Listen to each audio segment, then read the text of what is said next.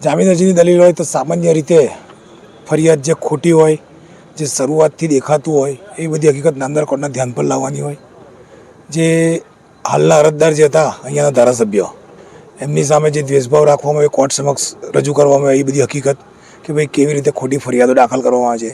એવી મિટિંગ જે થાય છે એમાં જે સભ્યો કે 2 તાલુકાની કરોડોની ગ્રાન્ટ આવતી હોય અને ગ્રાન્ટમાં જ્યારે ખોટું થતું હોય તેવા જે કોન્ટ્રાક્ટર અને બીજા બધા મળતિયા લોકોની અંદર નિમણૂક થતી હોય તેનો એક વિરોધ હતો અને વિરોધમાં જ્યારે કમિટીને સંમતિ ના આપી તો એક ફરિયાદ થઈને ફરિયાદ જે લખવામાં આવી તે ફરિયાદના આધારે જ્યારે ધારાસભ્ય પોતે 12 વાગે ફરિયાદ આપવા જતા એમની ફરિયાદ લીધા પછી 6 વાગે જેનો બપોરના 12 વાગ્યા બનાવ થયો એ ફરિયાદ કોર્ટનું મુખ્યત્વે આ બધી બાબતો પર ધ્યાન દોરવામાં આવ્યું છે અને કોર્ટને એ રીતે અમે સેટિસ્ફાઈડ કરવાનો પ્રયત્ન કર્યો છે કે જે પ્રમાણેની ફરિયાદ ખોટી રીતે લઈને કોઈને ખોટી રીતે દબાવવામાં આવે તો એના શું પરિણામ આવી શકે અને કેવી રીતે જે આખો ટ્રાયબલ વિસ્તાર છે એના જ્યારે ચૂંટાયેલા ધારાસભ્યને આ રીતે કોઈ પ્રયત્નથી આવી રીતે જ્યારે એમનું મન માન્યું ના થાય તો ખોટી ફરિયાદો કરવાની નામદાર કોર્ટના ધ્યાન પર લાવવામાં આવી છે. કોર્ટમાં મંજૂર કર્યા છે. સોમવારે બપોર પછી ઓર્ડર પર રાખ્યું છે સાહેબે. બંને પક્ષે લંબાણપૂર્વક દલીલો થઈ છે, ઘણા બધા ચુકાદાઓનું વિશ્લેષણ થયું છે એટલે નામદાર કોર્ટે પૂરતો સમય લઈને સોમવારે બપોર પછી